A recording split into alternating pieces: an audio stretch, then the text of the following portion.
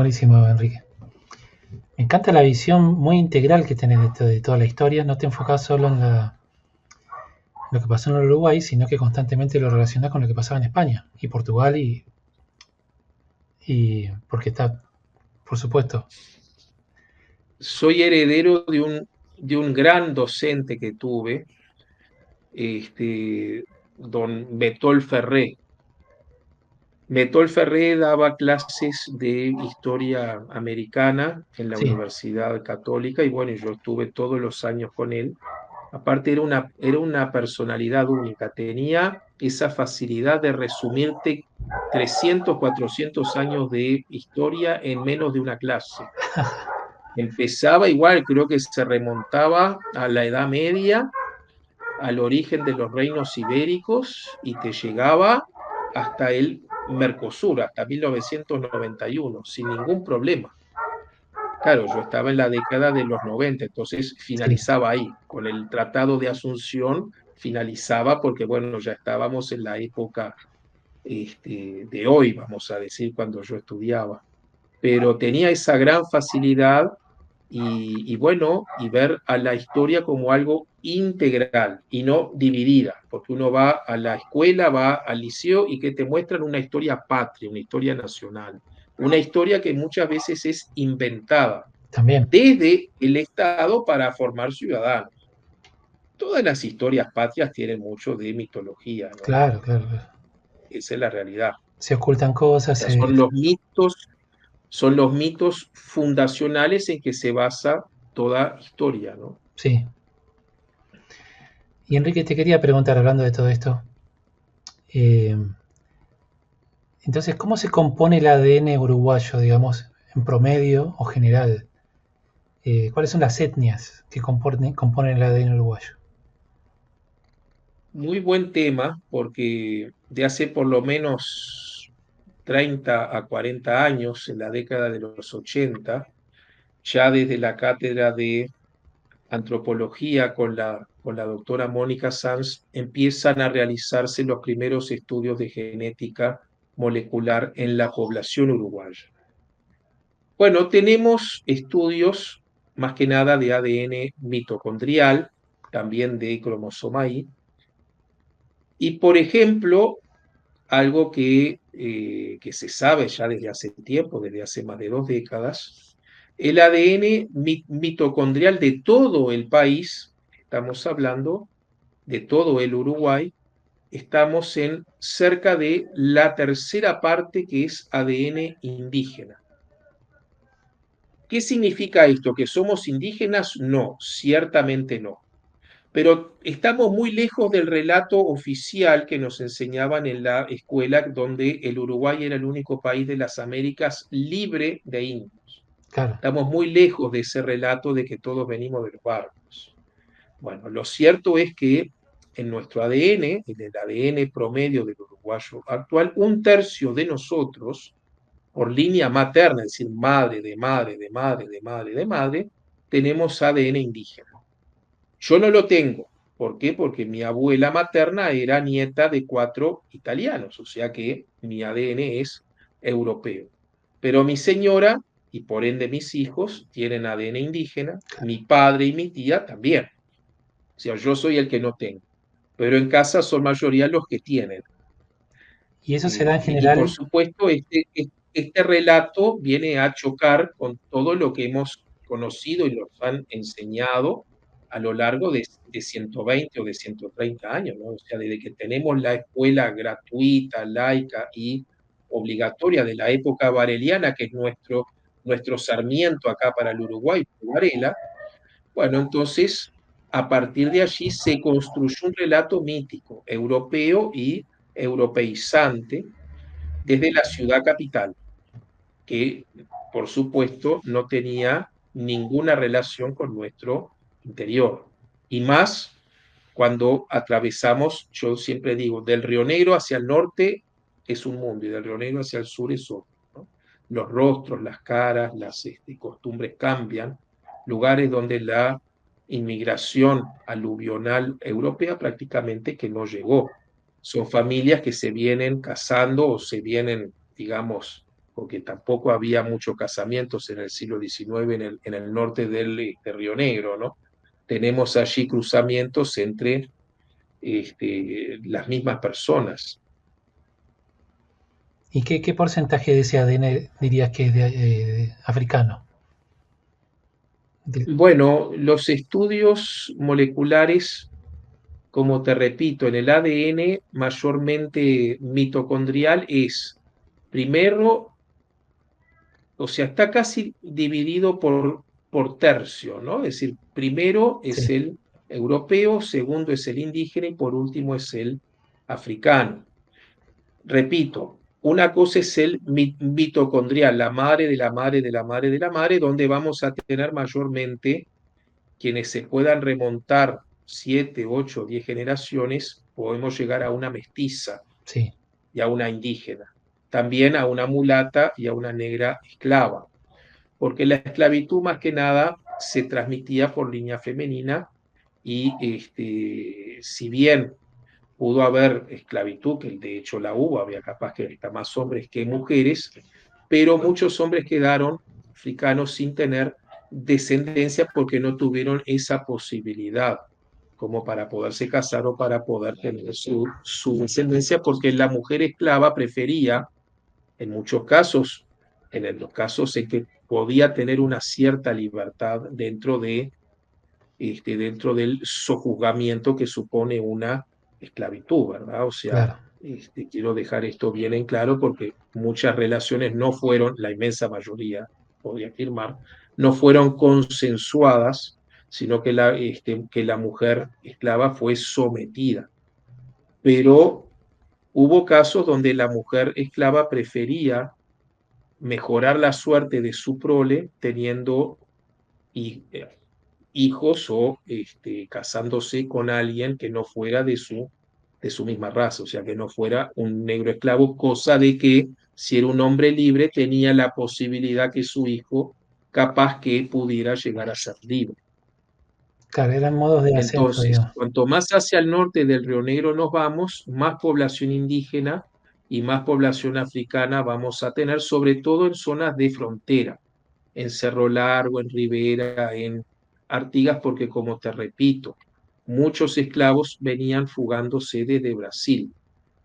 Y esa es la base de muchos de los pueblos nuestros actuales, ¿no? Y sobre todo en el medio rural. Cuanto más hacia el medio rural nos vamos, más presencia indígena y más presencia africana tenemos. A tal punto que la lengua guaraní existía en Uruguay. En Ah, el Uruguay se hablaba la lengua guaraní hasta pasado mediados del siglo XIX, ah, aunque tú no lo creas. Incluso increíble. esto yo lo digo, se lo comento a mis alumnos y no lo pueden creer, y sí, era una realidad. La lengua guaraní era muy utilizada. Y también habían apellidos guaraníes aquí en Uruguay, Ah, que también. se dejaron de usar.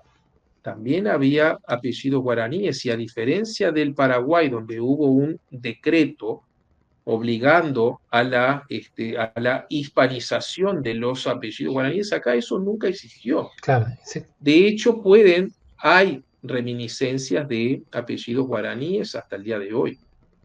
Me viene ahora a la mente un apellido, Yasuiré, por ejemplo, ujú, es un apellido, y bueno, es bien guaraní. buenísimo. Así que creo que guaraní está muy dentro de la cultura nuestra, más que nada de la cultura rural, del medio rural. Y una pena que se perdiera todo ese legado, más que nada la lengua guaraní, ¿no? Fue una gran pena, Claro. pero bueno. Bueno, Enrique, hicimos un repaso súper interesante por los orígenes de las familias uruguayas, digamos, con su componente genético, sus lugares de origen. Bueno, ahora quería hablar un poco de la genealogía en Uruguay, la investigación genealógica. Para vos, ¿quiénes son los principales exponentes en este campo? Los principales investigadores genealogistas del Uruguay. Bueno, si lo tomamos en el siglo XX, porque hablar de genealogía, esto es decir ayer, porque la genealogía nunca fue bien vista ni en Uruguay ni en Argentina ni en el mundo entero, por decirlo así de una manera gráfica, ¿no? O sea, es a partir del siglo XX, sobre todo de la década de 1920, donde tímidamente comienza el surgimiento de los estudios genealógicos en España, en Occidente, en Argentina, en Brasil, en Uruguay. En Argentina tenemos la obra de Carlos Calvo, Sí, una genealogía también muy de élite, ¿no? Porque ya con el título de los 6 tomos, el nobiliario del antiguo virreinato del Río de la Plata, ¿no? De sí, nobiliario que podía tener. Pero bueno, el hecho es que la genealogía surge, digamos, dentro del ámbito de la élite, ¿no? O sea, es tratada en general para las familias de cierto arraigo, para las familias patricias. sí. El primer genealogista importante y serio que tenemos nosotros acá en Uruguay fue don Luis Enrique Azarola Gil. Ah, era uruguayo él. Ah, pensé que era argentino. Mira. Era uruguayo, sí, sí, sí, era uruguayo, que incluso tenía ramificaciones en su ascendencia por los Maciel, o sea, de esa histórica familia de los Maciel de Buenos Aires, que en su origen son portugueses. Mm, Bueno, todos esos Maciel, del cual él tiene un libro también, sobre los Maciel en la historia del Plata. Bueno, Azarola fue el principal exponente con obras claves en genealogía, eh, apellidos de la Patria Vieja, por ejemplo, escribió sobre los San Martín en la banda oriental, escribió sobre la fundación de Montevideo, es decir, tiene varios trabajos, un hombre muy, muy serio para investigar, ¿no? Es decir, él se basaba en fuentes, porque los demás muchos se basaban por tradiciones orales, ¿no? Otros genealogistas de menor relieve hacían algún trabajo sobre una determinada familia, por ejemplo, hablaban sobre los Juanicó, hablaban sobre los Gomensoro, sobre determinadas familias, pero eran más que nada más bien crónicas familiares. Pero Azarola, en cambio, no, metodológicamente podemos considerarlo como nuestro primer precursor de la disciplina.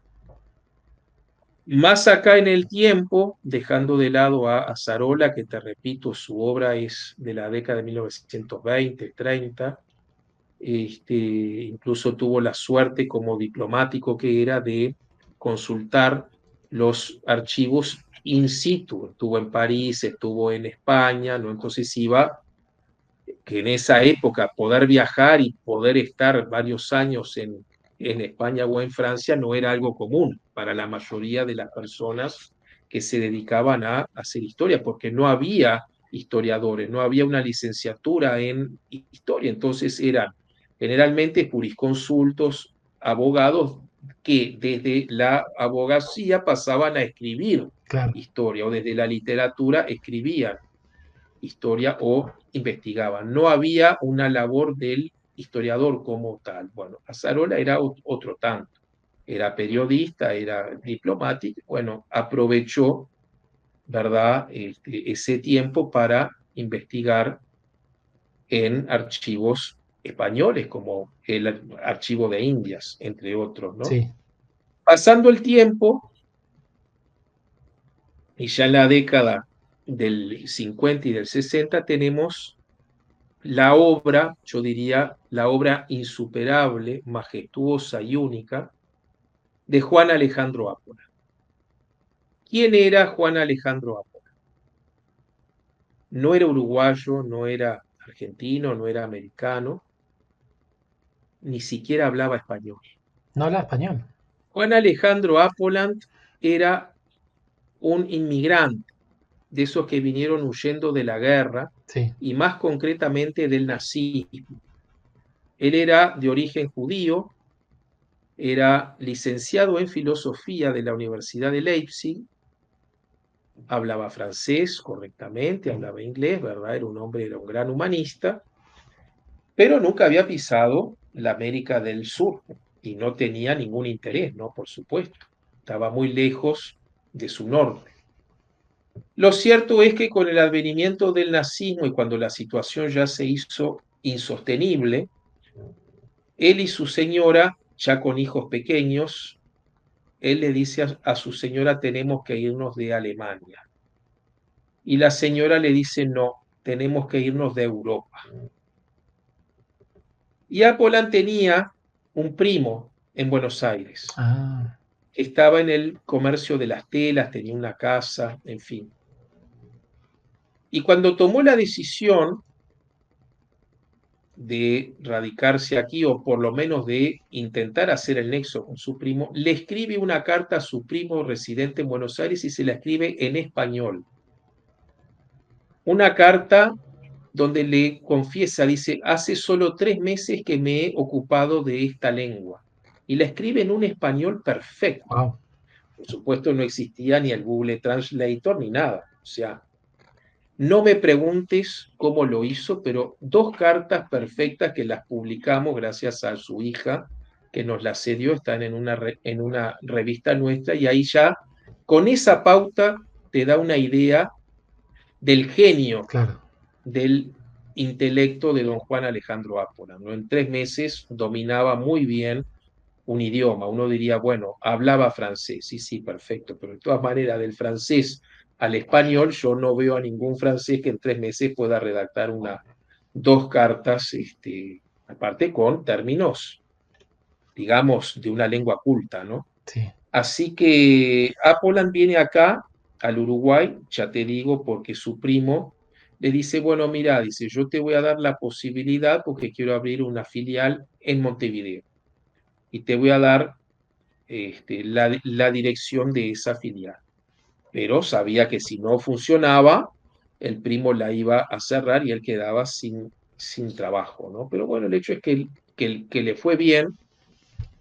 Y por supuesto, él nunca pensó en la década del fines del 30 y del 40, sus hijos aún eran chicos, nunca pensó en hacer genealogía, ni mucho menos porque él no era genealogía.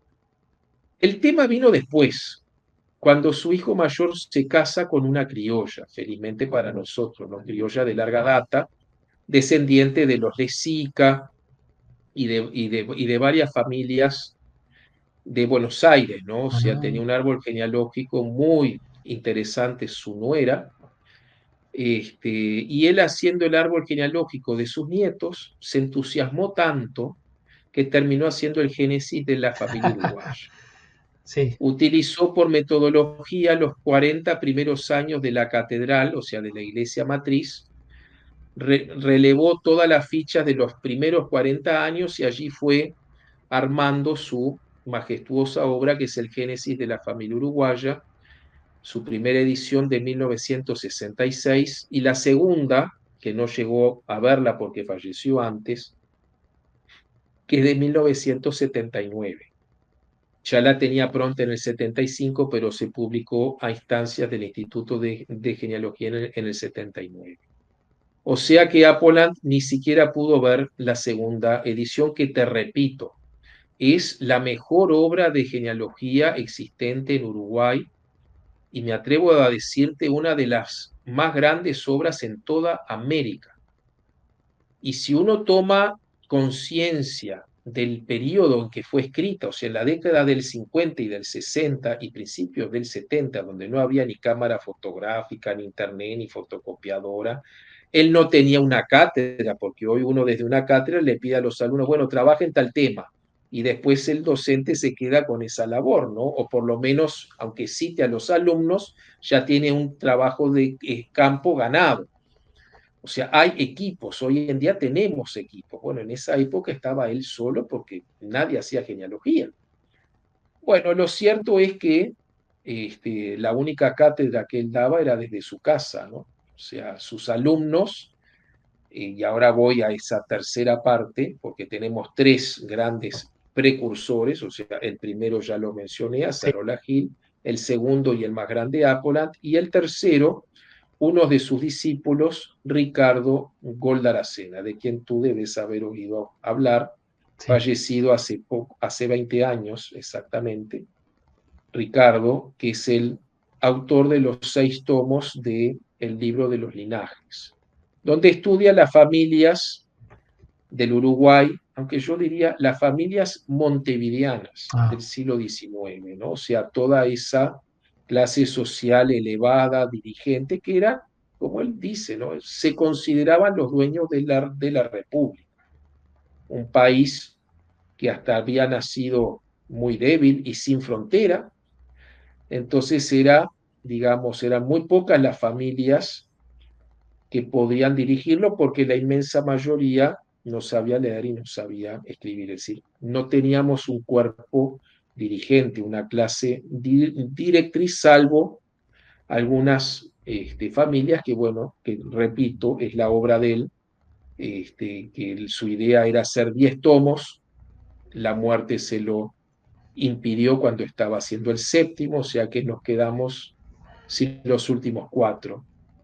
Él decía siempre que no eran más de 200 familias las hacedoras del Uruguay como lo conocemos hoy, ¿no? Es decir, luego de 1830. Y bueno, ese es un panorama somero hasta 1979, que es Ricardo el que funda el Instituto de Genealogía en la forma de asociación civil sin fines de lucro, como manda nuestro estatuto y el de toda asociación civil, que se precie de tal, y tenemos una existencia de más de 50 años, ¿no? No, 40 y tantos años, vamos por el año 46, que lo festejamos hace poco, o sea que ya estamos prácticamente en las 5 décadas, un instituto que fue muy pujante, que ha realizado eventos, jornadas de varias colectividades, jornadas de canarios, de italianos, de británicos, de gallegos, de portugueses, de franceses, jornadas indígenas que me tocó a mí en su momento, ¿verdad? Cuando fui presidente. Yo fui presidente por 3 periodos, del 2003 al año 2009, y el instituto desde su fundación se reúne una única vez por mes en la sesión mensual, que es el último jueves de cada mes, y publica una revista donde se compendian los trabajos, no solamente de los socios, sino de otras personas interesadas en esta temática o en otras disciplinas afines. Hay trabajos de heráldica, de onomástica, hay trabajos, por ejemplo, de, bueno, ahora de genética, ¿no? De claro. genealogía genética, que está muy en boga. Hay trabajos más bien que son de corte sociológico, en fin. Vamos por la revista número 38 que salió ahora en este mes pasado, así que esa es la labor. Tenemos un sitio web institucional, www.iegu.org, org.ui, así que para los interesados que quieran conocer más sobre una reseña histórica y sobre las actividades, pueden dirigirse allí directamente. Las revistas, lamentablemente, la inmensa mayoría están agotadas porque los tirajes son pocos, Sí. y bueno, de las últimas puede haber algún ejemplar. Entonces, el instituto, ¿cómo es el nombre completo? Instituto de Estudios Genealógicos del Uruguay. Instituto de Estudios Genealógicos. Fundado por Golda Y yo Aracena. también, sí, Ok. a las instancias de él y de otro alumno de Apoland, que era Carlos Subillaga, que es, perdón, porque está vivo, es Carlos Subillaga, otro de los eximios alumnos que tuvo don Juan Alejandro Apoland. Bueno, ellos dos, sumados con Ángela Gestarán, se han ido sumando después personalidades que llevaron a fundar el instituto porque se requería un mínimo de 20 asociados. Ah, El estatuto necesitaba ese mínimo, entonces había que rellenar de alguna manera con otros historiadores o que no tuvieran, digamos, una vocación estrictamente genealógica, pero sí, que bueno, que fueran conocedores de la temática, ¿no? Así que tenemos una muy buena historia, larga historia, sobre todo por todo lo que se ha hecho y también por todo lo que falta por hacer, ¿verdad? Y yo desde 2012, más especialmente después que dejé la presidencia, comencé a formar nuevos genealogistas, o por lo menos a intentar crear equipos, Tu curso. Iniciaste tu curso. intentar formar cuadros, iniciando, ahí está. Porque ¿qué pasa? Yo cuando me inicié, como te decía, ya por 1991, que me parece ahora retrotraerme ya tantos años, es como llegar para la prehistoria, ¿no? Si uno ve todos los adelantos técnicos que hoy gozamos con la inteligencia artificial, bueno, 1991 era como irte para la prehistoria. Sí, Entonces, si se remonta más que nada en el caso mío, ¿no? De decir, bueno, no había una universidad, que no la hay tampoco, no había personas, digamos, que uno tuviera un fácil acceso, porque hoy y en cualquier época uno habla con un historiador y lo puede orientar, pero en 1991 el promedio de las personas, y en el caso mío, que yo era joven, que me interesó esta temática, y ahora, ¿con quién hablo? claro. ¿A quién le puedo plantear esto? ¿Quién me puede ayudar? No había nadie para ayudar.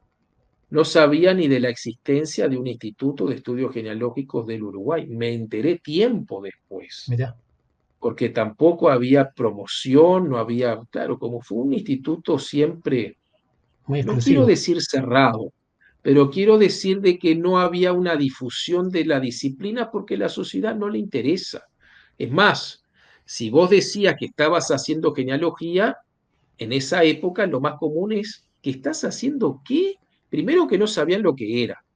El común de las personas le decía genealogía y te miraban con cara rara. ¿Qué es eso? Claro, Pensaban, no sé, que sería astrofísica, no sé qué era lo que pensarían que era.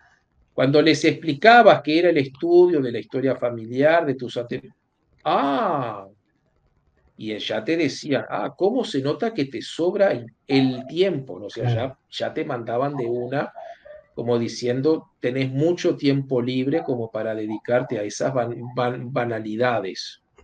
Era el concepto general. Sí, ¿A quién le interesa eso? No pienses en eso porque no vas a conseguir una fuente de vida, ni vas a poder realizarte, tenés que buscar algo fijo, algo estable, en claro, fin, claro. algo que te dé futuro. Eso está en el pasado, que lo que te va a traer son problemas, disgustos. La gente mayor pensaba de esa manera. No había una cultura de promocionar las raíces ni las historias familiares, todo lo contrario. Es más, cuando uno comenzaba siempre se topaba con secretos familiares, ¿no? Claro. Los cuales eran inexpugnables en muchos casos. Así que las familias no eran muy proclives a que uno de sus miembros hurgara dentro de los linajes, ¿no? Esa era la realidad, por lo menos en esa época. Ahora todo ha cambiado y como te repito, hoy tenemos una genealogía en un clic. Vamos a Google, vamos a una plataforma de Ancestry, de Genianet o de MyHeritage y ahí tenemos miles y miles de árboles genealógicos o en Family Search, que es la plataforma más grande en el mundo que tiene sobre genealogía. Es un verdadero tesoro. Claro. Pero en 1991 no tenías ni un referente. Entonces, yo cuando me enteré de la existencia del instituto, que me vinculé y después fui presidente, dije, bueno, yo no quiero que nadie más pase por lo que yo pasé. Eso de decir a quién voy, a qué puerta golpeo, o incluso teniendo algún colega, en general, la generosidad no era muy común en esa época, Claro, ¿no? suele pasar. Y más cuando uno era joven, había ese un poco de ese recelo, ¿no? Entre una generación y otra. Pero bueno, el hecho es que yo siempre digo que, ya que estamos con el Paraguay también, que la genealogía es como el mate, sirve para compartir. Y Claro. bueno, y esto es Sí, así, o por lo menos yo lo siento y lo vivo de esa manera.